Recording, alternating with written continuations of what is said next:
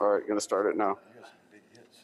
Copy that. Guys, we're going to let everyone in. We'll give everyone a couple seconds to join, and then we'll get started here. At the office. Recording in progress.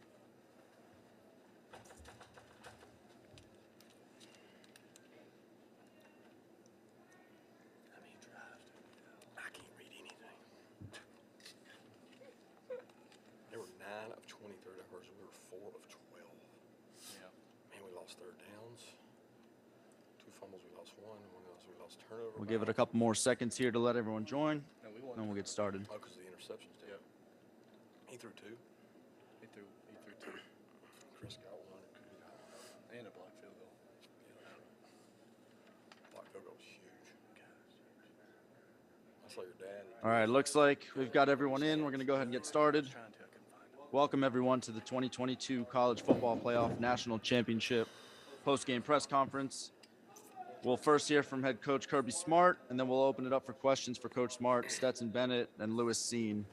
Following this, we'll be joined by offensive players Jamari Salyer, James Cook, and Zamir White, and defensive players Nakobe Dean, Jordan Davis, and Nolan Smith. Coach, your remarks, please.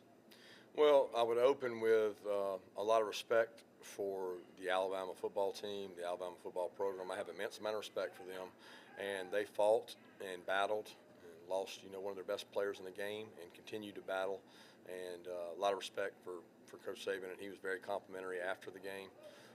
But just Dog Nation showing up here, the tremendous belief in this program of our fan base. I mean, everywhere we went in Indianapolis, we saw our people. Somebody told me it would be 60-40. It felt like 70-30. And I just hope they remember this feeling and understand they don't need to get spoiled. They need to stay hungry like these players, and just so proud of our players. And somebody told me, you're not playing for the 41 years that we haven't won a national title. You're playing for the men in the room. And that really touched me, because that's what it was all about, was those guys in the room.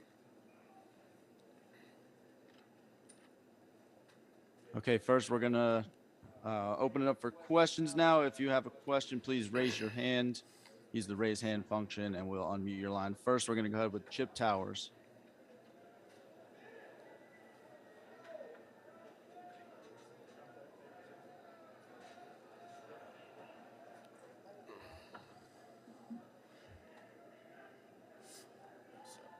Just a second here.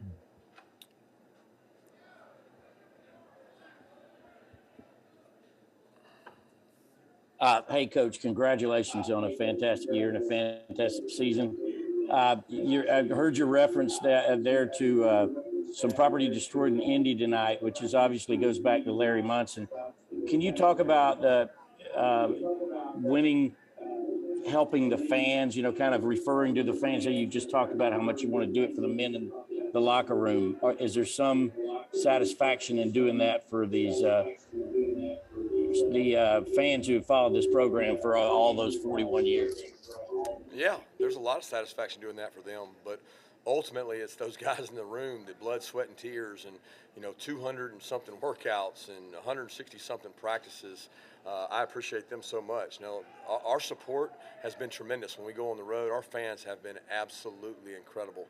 I think about Lauren Smith, who's sitting there. I think about hugging Vince Dooley's neck after the game, and I'm in tears and he's in tears. I got off the elevator the other night, and I thought it was a sign. When the elevator opened on the 15th floor, Vince Dooley was sitting on a bench, locked out of his room, and I thought, God put him there for me to see him the night before this game. And he was waiting on his key to come up to his room. And I just knew that meant something. And it was a special, special win, but it wouldn't have happened without these two guys sitting next to me and those men in that locker room. Just incredible, incredible connection and toughness. That was a tough game. And next, we're going to go to Pat 40. Kirby, congratulations. What things did you concentrate on changing, improving from December to now against Alabama? Well, we practiced a lot more man-to-man. Lewis can tell you we probably simplified some things, made it a little easier. Didn't want one to beat us, and we had some poor plays on him where we left him open. But we wanted to affect Bryce, and we felt like if we could get off the field on third down, we'd be fresher and we'd have a chance to rush better. I thought Coach Lanning, Muschamp, Die, Trey Scott, and Schumann did a tremendous job putting a plan together, but the players carried it out. We really focused on playing man-to-man and doing it better than they did it. It was no scheme trick or anything else, and these guys bought into that. Next question from Seth Emerson. Go ahead, Seth. Kirby, if someone had told you 5 years ago that Stetson Bennett would lead you to a national championship on offense, what would you have thought? I'd have thought, hell yeah, we won a national championship. I mean, I'd have been pumped. 5 years ago, he was delivering passes like Baker Mayfield against the scout team. And, you know, there's a lot of guys that saw him on that scout team make plays with his feet, his arm whip, and decision making, and we were very impressed. But, again, to think that it would come this far from that national championship he was a part of and there to this one, man, what a story, you know. And there's so many guys on this team that, I mean, I want to single him out. William Poole, guys, this guy made a lot of plays tonight on the ball, and he was not even playing 3-4 weeks ago. Jalen Carter, I mean, there's a lot of guys that just made. A.D. Mitchell, a lot of guys made plays, and that's what this team has been, a collective group of people stepping up when they're needed. Next, we'll go over to Mike Griffith. Go ahead, Mike.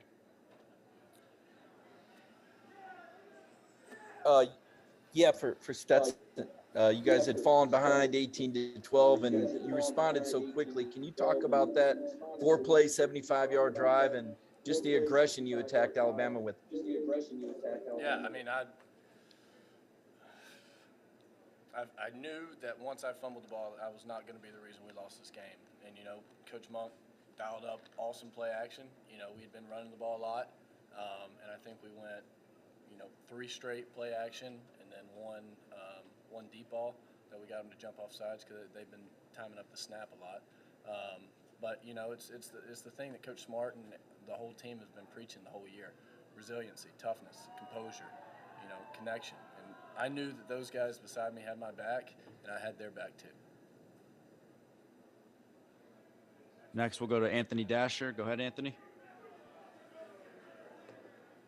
Coach Martin, you talk often about this team's resiliency and, battling back from, adversity, whatever you want to call it. Just the third quarter there, the Stetson group was fumbling the ball, finally gets the ball at the 20-yard line. They get a field goal, but do you guys find a way to come back to stick to that whole circumstance?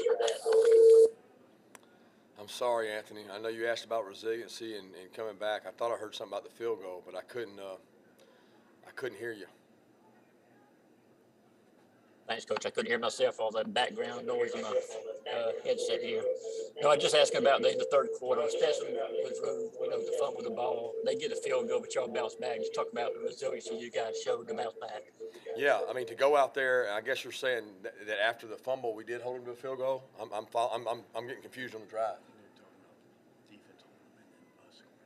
Oh, I got you. Yeah, our red zone defense has been incredible all year. I can't tell you how many times this guy's lined up and had to blitz, play somebody in man-to-man. We practice red zone defense a lot, don't we?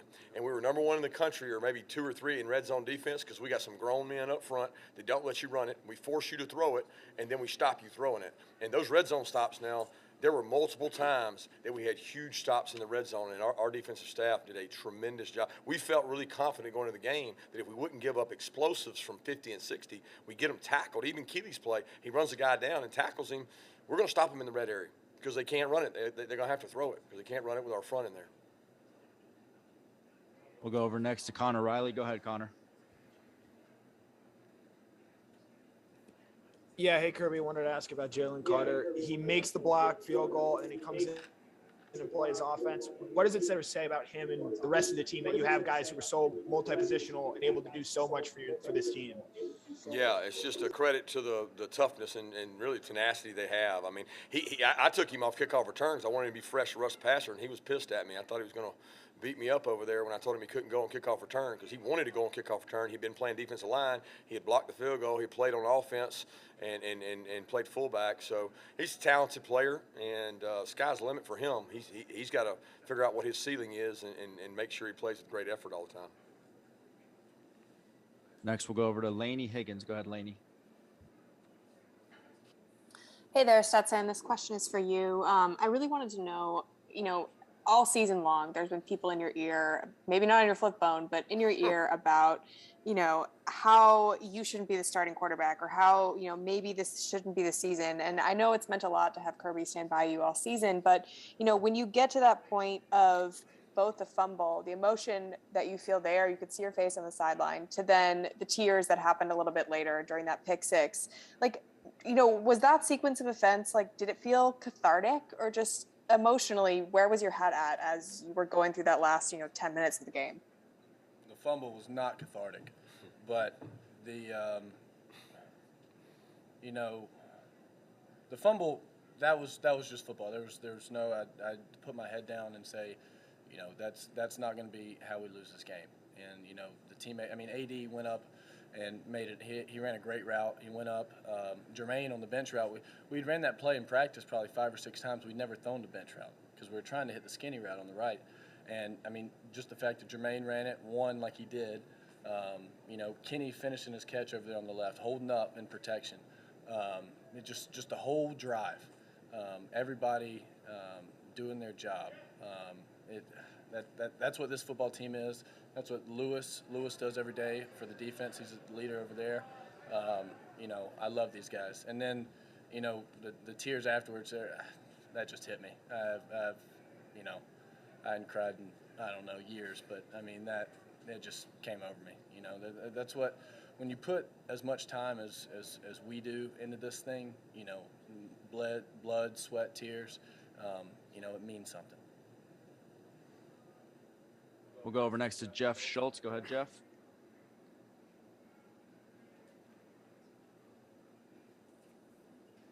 Well, this isn't Jeff Schultz, but I've got the unmute thing. Can I ask a question? Sure. Go ahead, Steve. We'll go to Jeff next. Okay, it just popped up. For both players, how do you deal with the knowledge now that you will be regarded forever in a special place in Georgia history and among Georgia fans, much like the 1980 teams? Well, for one, it's a great honor, of course.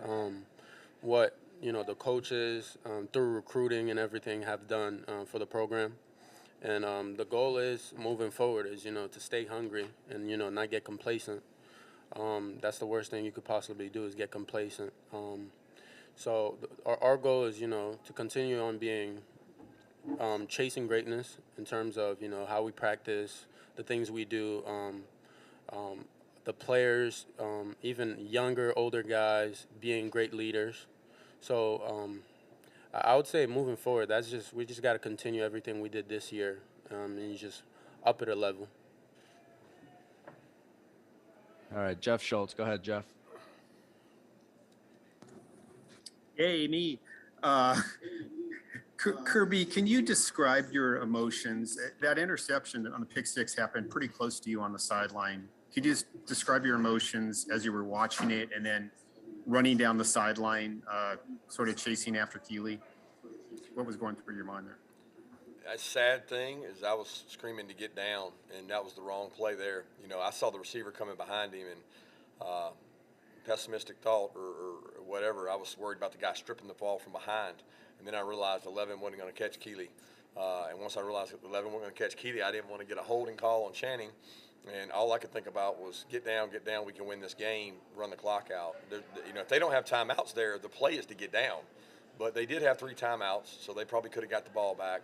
So going up 2 scores was the right move. And probably a little prematurely, I felt like we'd won the national championship. But, we still had to get a stop because they could score 2-point and get it onside. And I was a little concerned with that. But it was ironic because the ball was in the air. All we've done this year is throw balls to our DBs. You can ask Lewis. We've thrown millions of balls because of playing the ball in the air. And when that ball was in the air, I said, he's going to catch this thing, and we're going to win this game. And he did. We'll go next to Pete then. We'll go ahead, Pete. Stetson, a couple weeks ago in Athens, you spoke about how much Georgia football means to so many people. You grew up in the state, a lot of people in the state. You You said you almost don't like to think about it because it becomes a little bit overwhelming. I'm wondering if you can articulate the feeling of delivering this type of special joy to so many, really millions of people across the state by winning tonight. Well, I mean, first of all, it was the defense who kept us in this game. You know, while we were stumbling over our own feet the entire first half, and then starting out in the second half. So I mean, they won this game for us. You know, we executed a few drives. We could have done so much better. You know, but we got the job done whenever we needed to. You know, it hadn't hit me yet. I guess it hit me a little bit on the sideline, but you know, no, I can't articulate it. I'm not that smart. But it feels great. All right, next we'll go over to Mark Weiser. Go ahead, Mark.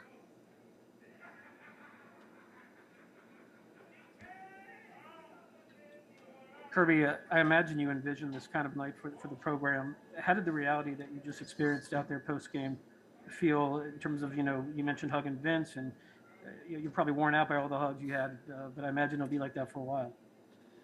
Yeah. You know, Mark, the feelings I have inside, the emotion I have for these players and these young men, I mean, I'm looking over here at these guys, JD and James, and these guys waiting to go, and I've never been around a group of players that really wanted it so bad and wouldn't be denied. I mean, remember, a lot of these guys decided to come back, and they bought in, and we changed a lot of off-season things. You know, we cut out the indoor, and we went to the stadium. We did a lot of things, and the toughness brought a lot more toughness back. And I just can't say enough about the leaders. I'm so happy for the Georgia people. I'm happy for the people that get this for so many years they've been without it. But I told the guys in the locker room, just take a picture of this, because I think back to the '80 championship picture and seeing all those players and the Frank Rosses and the Herschel Walkers and all these people that have reached out and said things. Our guys have accomplished that, something special, and they, as they say, they've become legendary. And I want that for them. It's not for me. And I know it's for the Georgia people and all that, but it's really for these guys who have given so much. And I certainly appreciate what they've done. All right, next we're going to go to Ryan Dennis. Go ahead, Ryan.